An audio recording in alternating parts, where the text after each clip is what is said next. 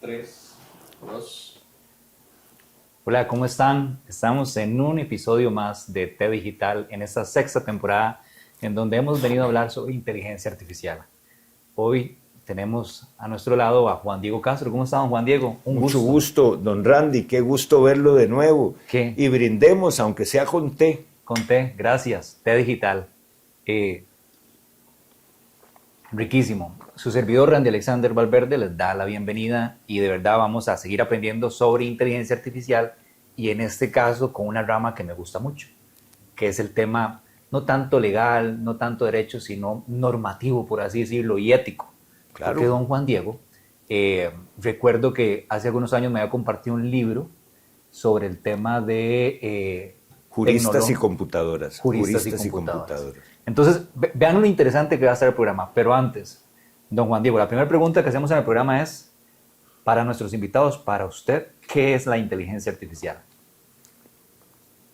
Es el juego y la herramienta más divertida con la que me he estado entreteniendo con mis colegas y con nuestro asesor informático, que es un ingeniero electrónico que nos ayuda con todas las cuestiones de los sistemas de control de casos, facturación, y tenemos una sesión por quincena precisamente para desarrollar un proyecto mío de hace 20 años que se llama el algoritmo del delito. Okay. Entonces me parece, con todo lo que existe ahora, con todos los cursos que hay para que los abogados utilicen la inteligencia artificial para hacer escritos, qué horror, ¿verdad? Yo ando todavía con mi sueño que expuse en 1989 en la ciudad de Guatemala, en el segundo Congreso Iberoamericano de Derecho. Las computadoras sustituirán a los jueces. Y en ese tiempo, don Randy, yo tenía mi primer computadora, que era marca Multitech, de monitor ámbar, un teclado divino y un superdisco duro, oiga, de 10 megas, que era la envidia de mis colegas. O sea, 10 megas. No, disco duro de 10 megas y floppies de 5 y cuarto. Y usted la ponía así y sonaba como una, ¿cómo se llama? Como una máquina de moler café. Brrr.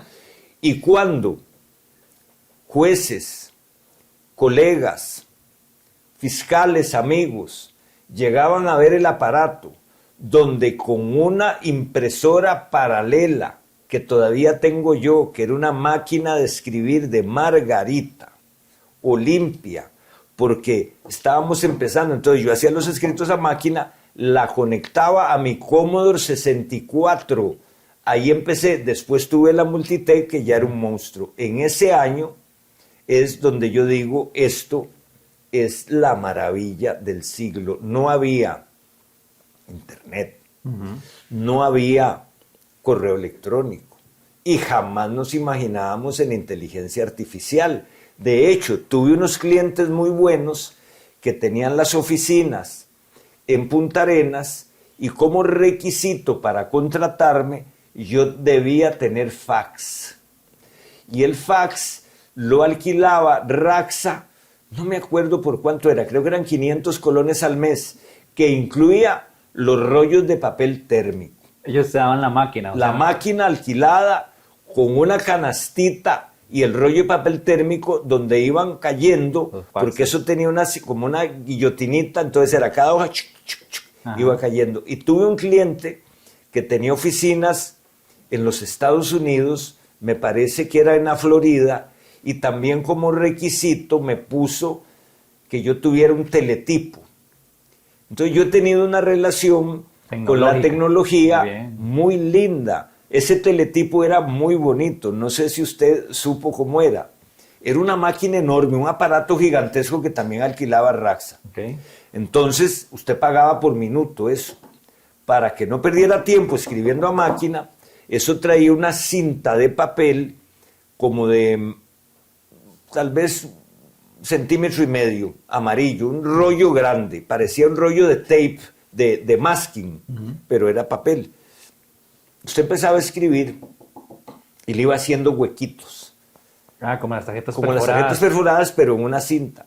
Entonces, cuando ya usted tenía todo el texto hecho, usted le metía en una hendidura del aparato, marcaba el Final. el teletipo del otro lado y hacía clic y empezaba se comía A jalarlo, como para enviarlo. el papelito y ella iba escribiendo.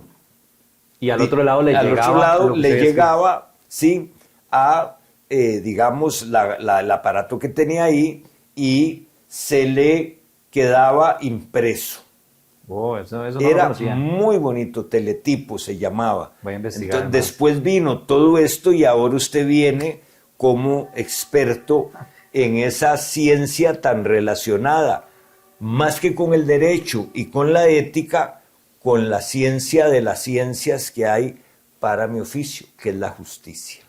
Muy ¿Vio bien. qué bonito? Bonito. Claro, podría decir ya voy aprendiendo varias cosas. que han pasado 40 años. Varias cosas. Y voy a anotarlo y tengo que repasar el video para que ustedes también, esos teletipos no lo conocía y si ustedes lo conocen, ojalá que nos anoten si usaron o no.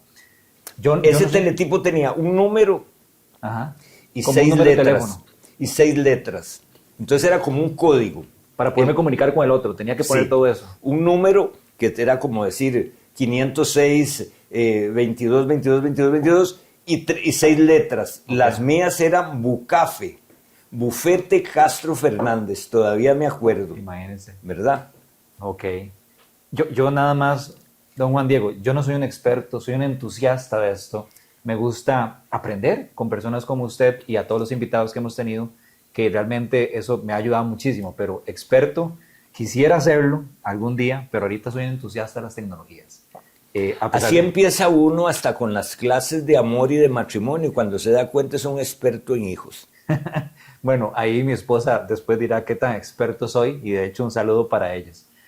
Don Juan Diego, vean, agarré una inteligencia artificial, una de las más estables que hay, que es ChatGPT, y le pregunté lo siguiente. ¿Quién es Juan Diego Castro?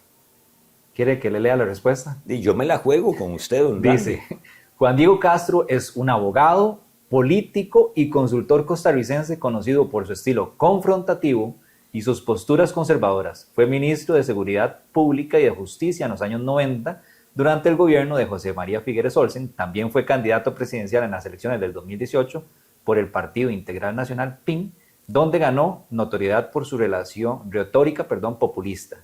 Critica a los medios de comunicación y fuerte discurso contra la corrupción.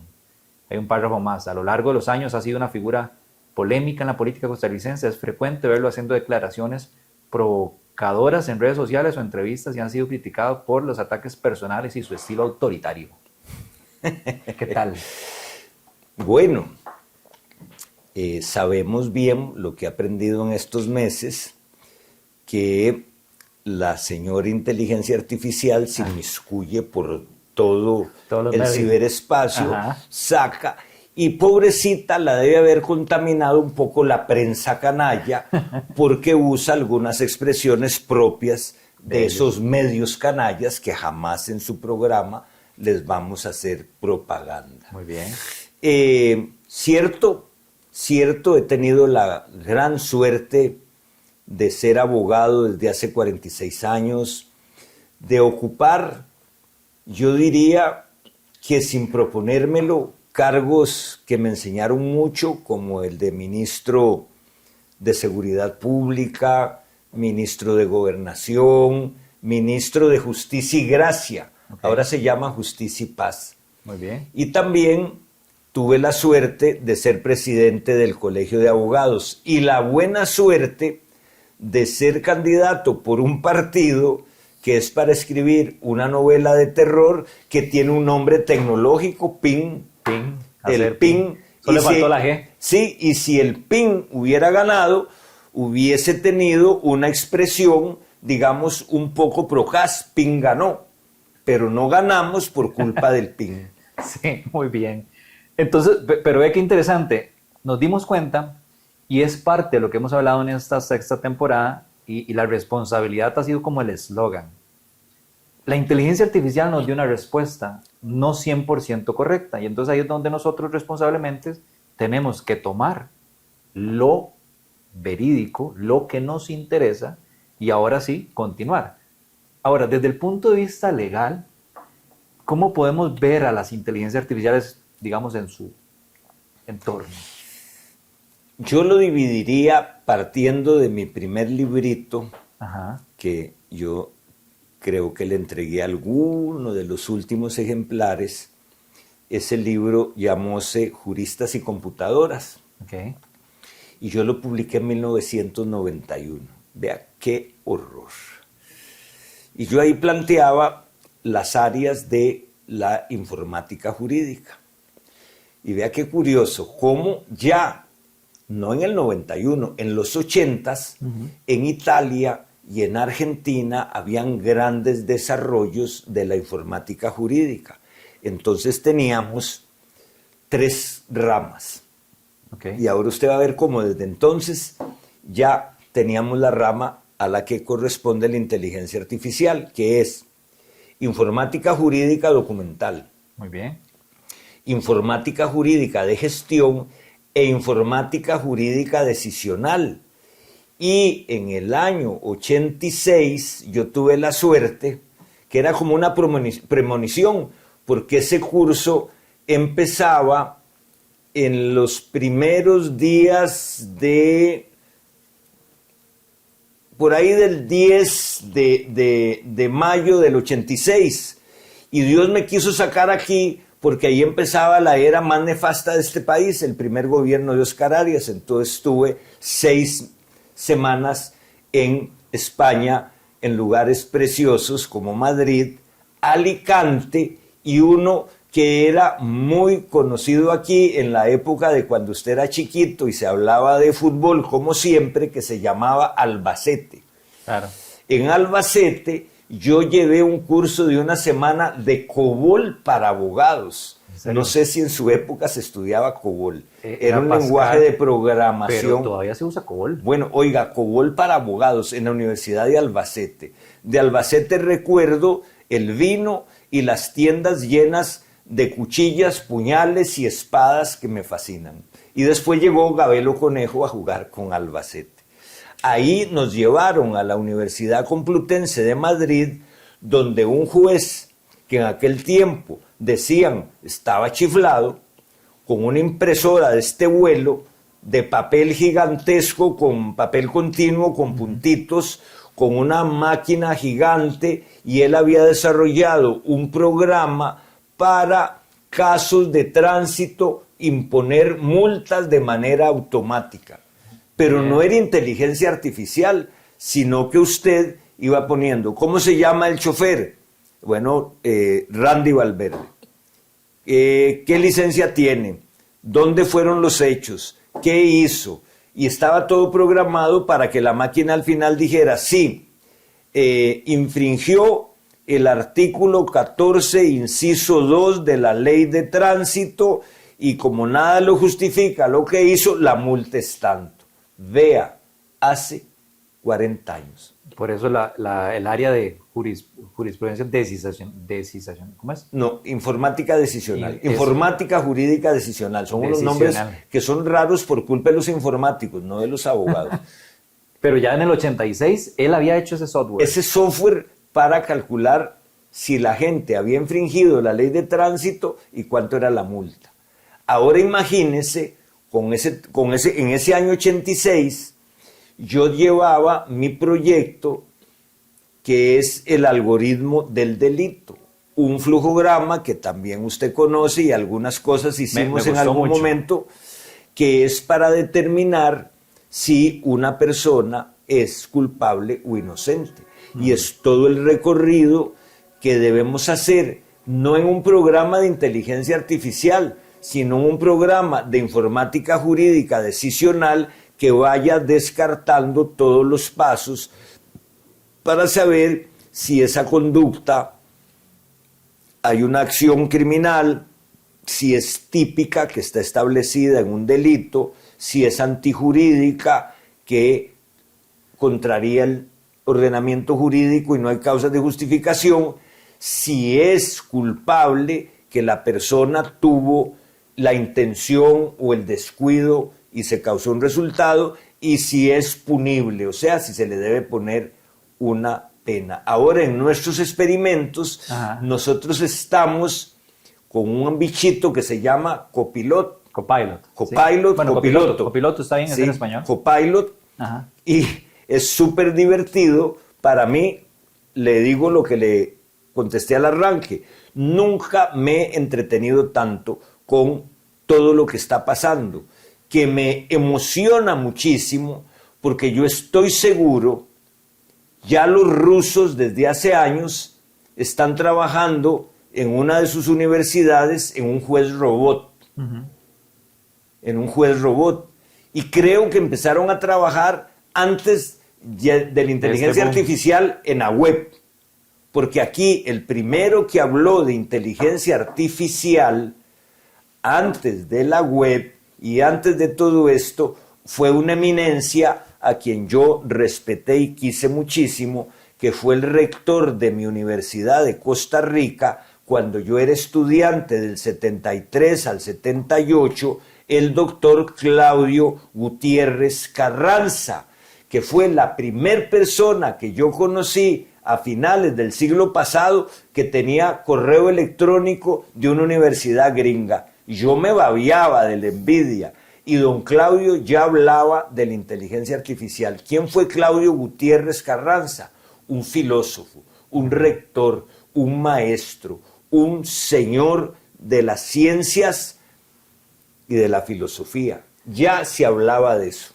Don Juan Diego, yo recordándome ese algoritmo que a mí me había impresionado bastante y la idea que usted tenía, era un sistema informático, claro, que usted fuera metiendo los datos y le ayudara a llegar a un resultado. Ahora bien, traslapando eso al día de hoy, si tenemos por detrás un motor de inteligencia artificial, además de ese algoritmo, que era muy completo, también podría interpretar. Entonces viene la pregunta clave.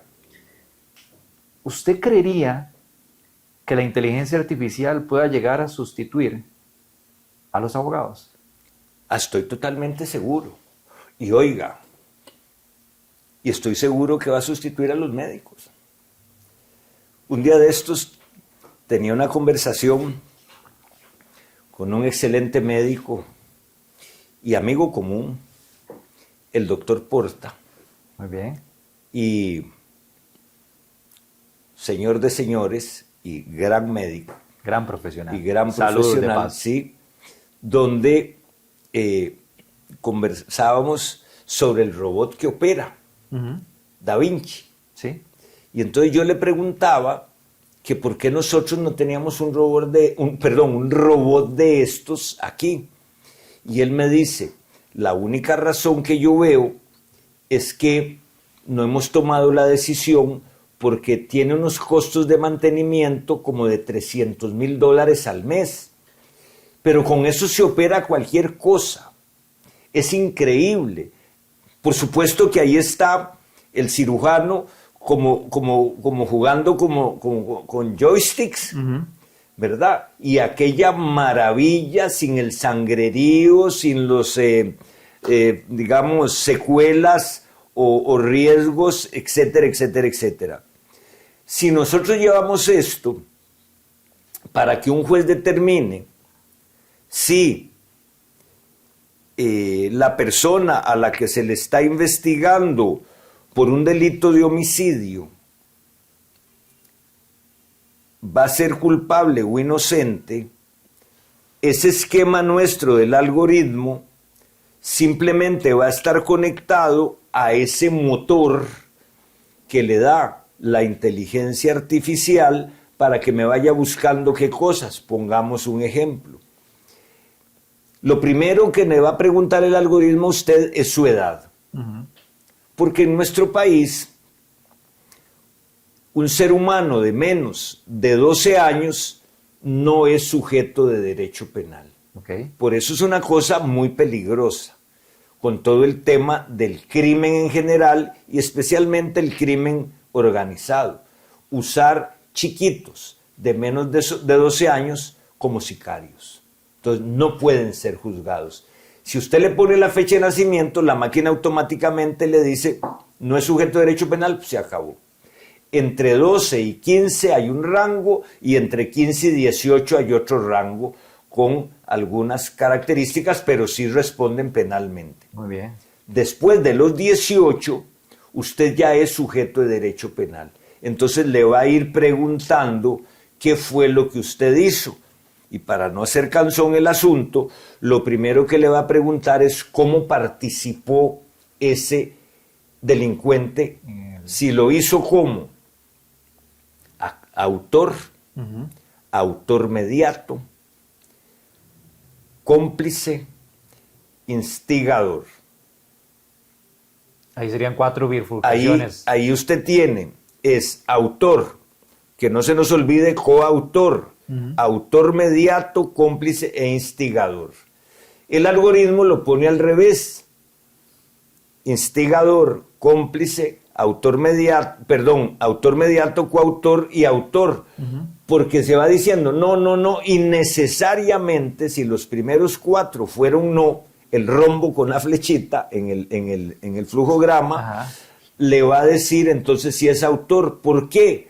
Porque todos los delitos son de autor. El que matare a otro, el que violare tal. Okay. Entonces, ¿qué es el cómplice? El que le ayuda.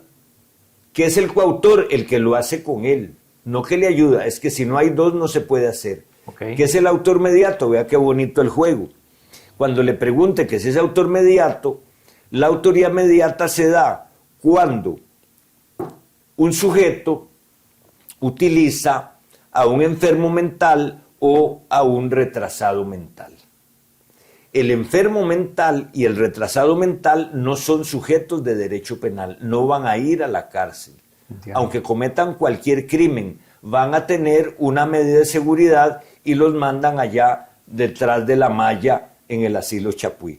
Entonces, el que utilizó un tontico o un loquito responde como si él hubiera disparado lo que disparó el tontito o el loquito. Claro. Imagínese lo interesantísimo que sería que la inteligencia artificial, usted le va a decir, resuélvame este caso de homicidio con el derecho penal costarricense o resuélvamelo con el derecho penal ruso o resuélvamelo con el derecho penal del estado de California o resuélvalo, para decir algo que me aterrorizaría con el derecho penal de Nicaragua. Dios mío.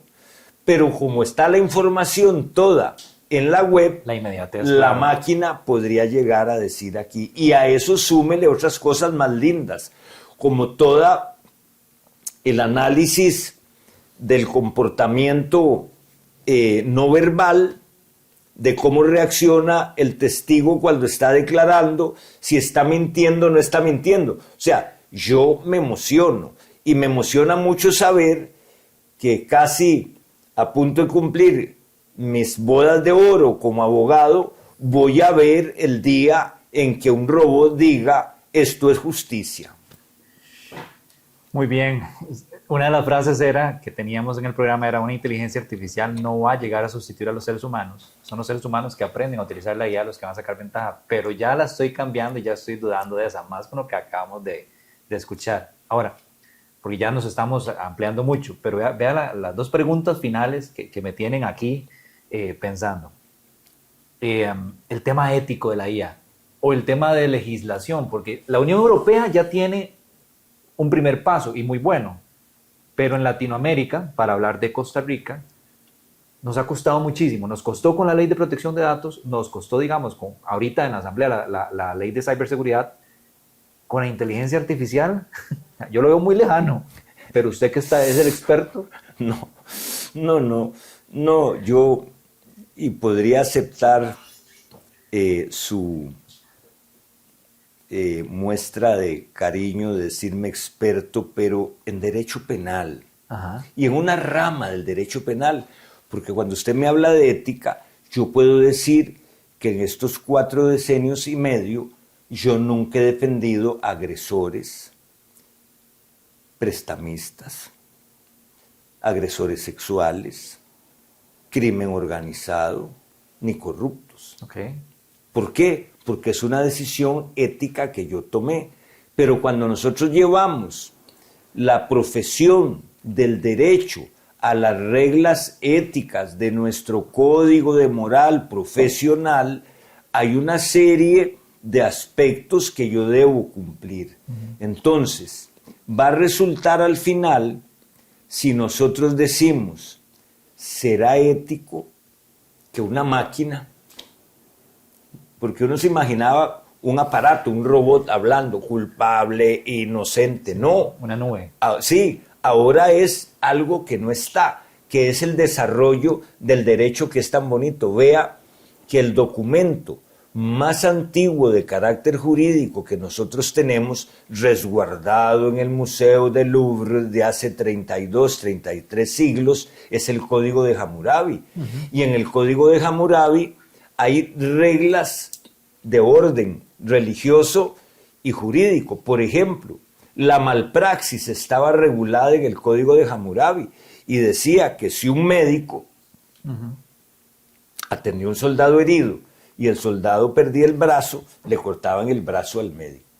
Entonces, en esos 33 siglos, claro, esa era la ley del talión, que era muy linda también, ojo por ojo, diente por diente, sangre por sangre. Okay. Ahí vienen muchas cosas, pero nos vamos entonces al paso que da del lenguaje cuneiforme, en esa piedra de basalto, nos vamos a los primeros que hicieron la imprenta, que no fue el genio Gutenberg, no, fueron los chinos. Ajá. Y después vino Gutenberg, y vino el libro. ¿Y qué hizo el libro con el derecho? Otro genio, le guste o no le guste, Napoleón agarró el código Napoleón civil y penal y dice, ahora la ley está en libros para que el pueblo lo tenga. Después viene el gran salto. Ahora la ley está en bases de datos. Y ahora viene el salto gigantesco. La ley está en la web. Y si yo quiero saber, en la nube. Y si yo quiero saber qué pasó en 33 siglos de un tuco de basalto a esa nube que no la puedo tocar, pero que puede darme mucha información y ayudarme a tomar decisiones. Lo lindo de todo esto es en qué momento las decisiones las va a tomar la nube. Sí. Hermosísimo. Estamos lejos de legislar eso. ¿Qué? Aquí es que todo depende, porque si usted me dice en este momento a 11 meses de que termine esta legislatura, que ojalá vuelen, no veo posible. Primero, va a ser muy difícil que haya... Y además el proyecto, el fondo es... y que hayan curules interesadas en este tema, porque me lleva a otra cosa, don Randy. La Asamblea Legislativa tiene una de sus grandes fallas, es que no se les ha ocurrido nunca tener un laboratorio jurídico donde nosotros estemos haciendo los experimentos para ver cuáles son las leyes que deben ser reformadas o las leyes que deben ser dictadas. Hace muchos años, en mis cursos de introducción al derecho, en el 74, leíamos perfectamente el texto que teníamos que estudiar en los primeros meses y decía, no es un buen jurista el abogado que no propone proyectos de ley ferenda. Oiga qué bonito, proyectos de ley ferenda, de las leyes que deben ser.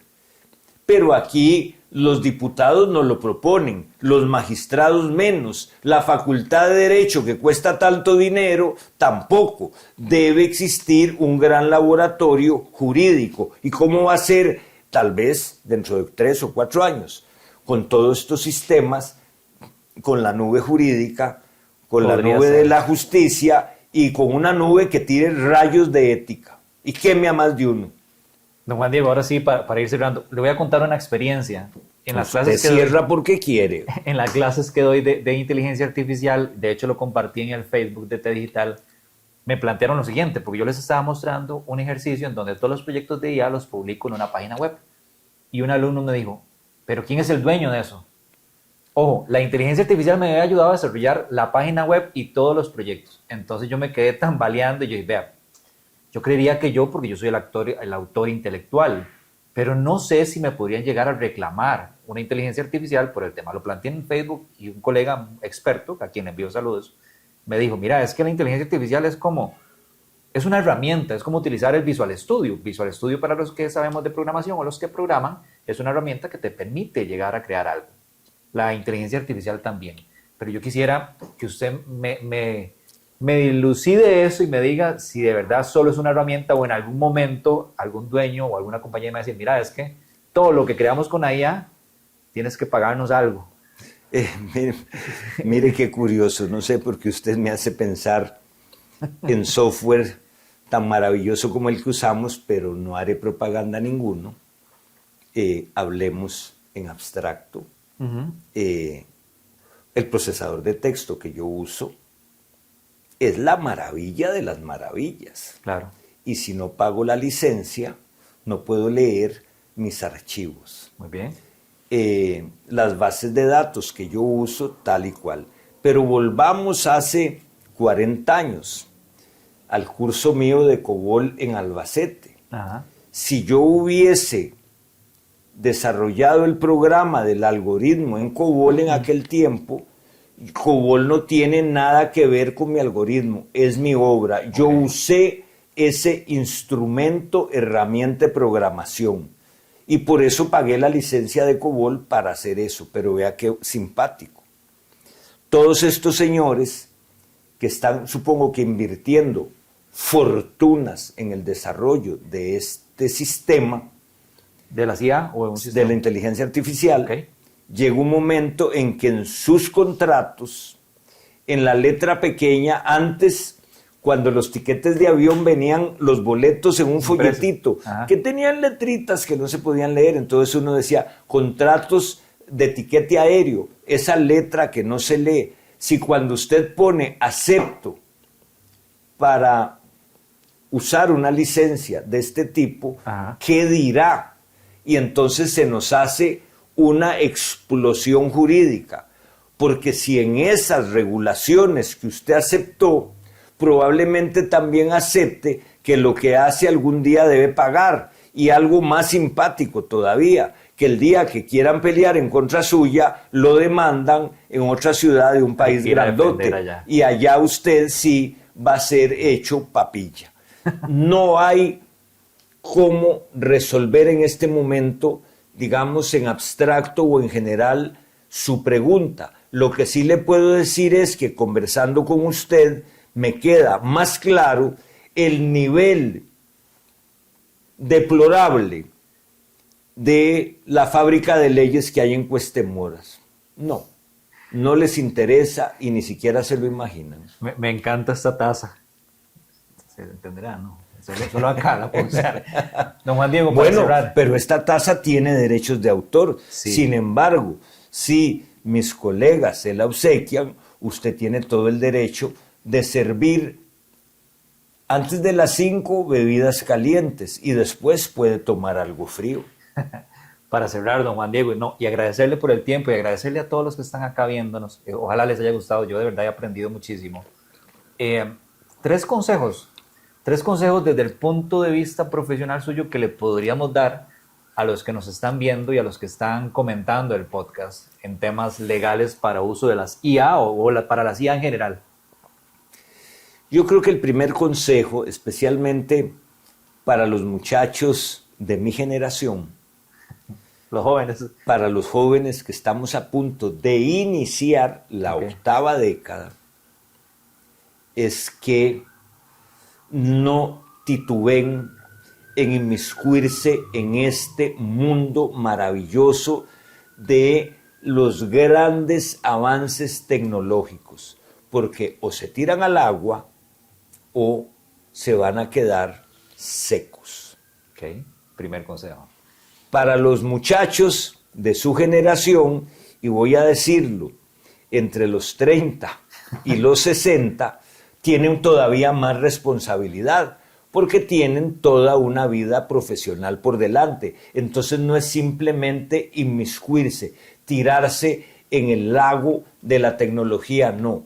Hay que aprender a nadar bien, para atrás, para adelante, para arriba, para abajo, y ustedes van a ser mucho más productivos y más creativos. Y para los chiquitos que mamaron desde su infancia la tecnología, pues simplemente sigan el ritmo. O sea, yo estoy muy entusiasta, muy contento, doy gracias al Altísimo por ver todo lo que está sucediendo y al final creo que la inteligencia artificial, la informática, la electrónica nos van a dar un mundo mejor, cada vez más justo.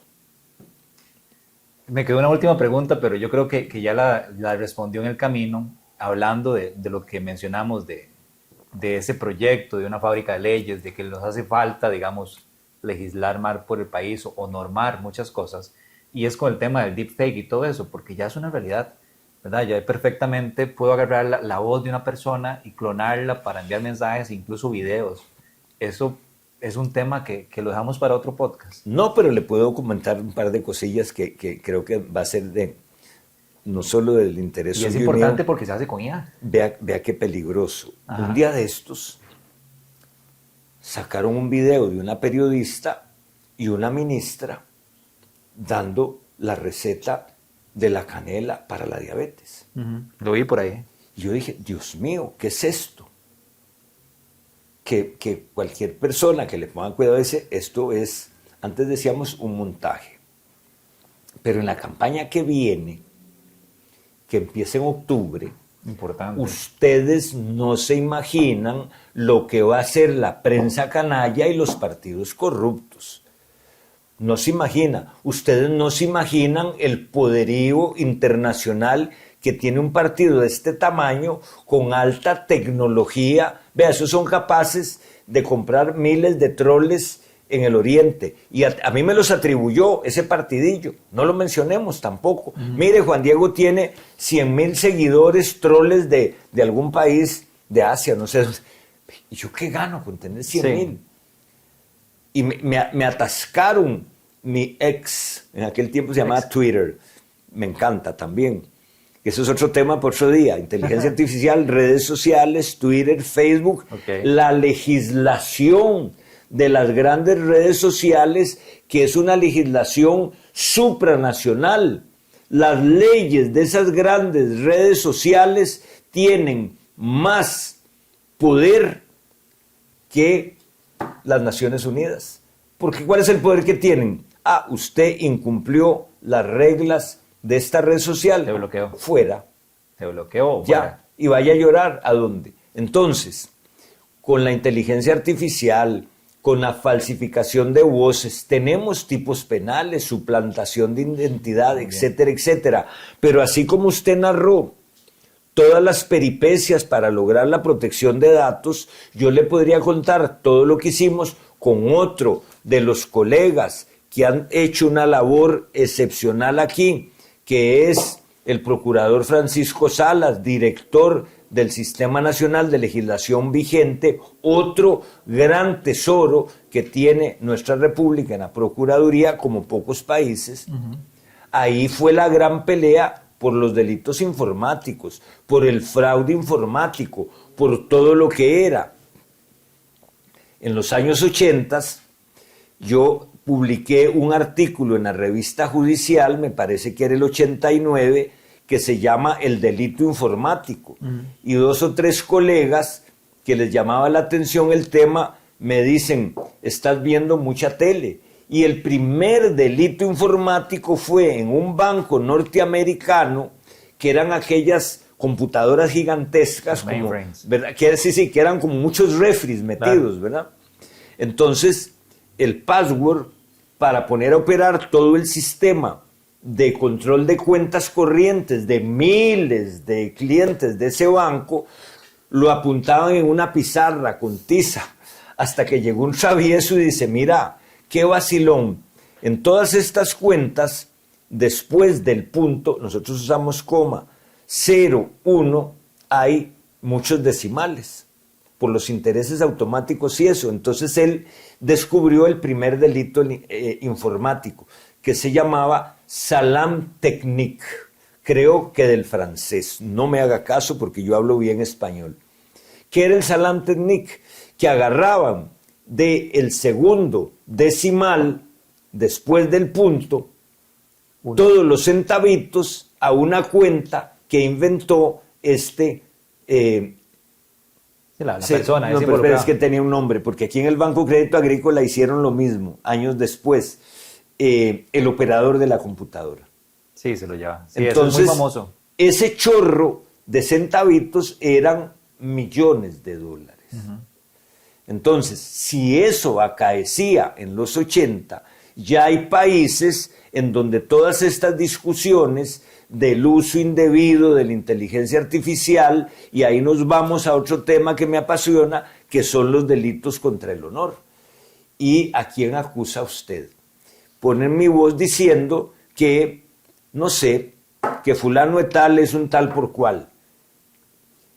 Yo tuve un caso hace muchos años de un cliente mío que contrató a un experto en determinar si era la voz o no de un extorsionista. Ese señor era de apellido Constenla, era un experto en eso en los 90s.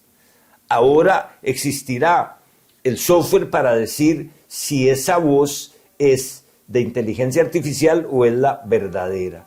Vea, no tiene límites, porque esa convergencia, esa intersección entre las bolitas del derecho y la informática, incluida toda la cuestión de la inteligencia artificial, es infinita y apasionante. Sin duda. Agradecerle, don Juan Diego. Creo que si vuelvo a hacer otro tema, nos extendemos y realmente mejor dejarlo para otra sesión. Agradecerle por su tiempo, agradecerle por el espacio. Que no crean que estoy utilizando deepfake y trae a otra persona. No, es Juan Diego Castro, ¿verdad? El que un experto. Bueno, pero no es casualidad, Randy, que nos reunamos en esta sala. Ajá. Esas espadas son de verdad también. Sí. De verdad. Gracias, don Juan Todo Diego. cariño y mis Gracias respetos. a ustedes. De verdad, comenten si hay más preguntas. Ojalá que después nos brinde un espacio y vemos esas siguientes. Definitivamente la inteligencia artificial nos queda mucho por aprender, así que sigan viendo el podcast. Nuevamente, gracias. Buenos días, buenas tardes, buenas noches y no se olviden de suscribirse y darle me gusta.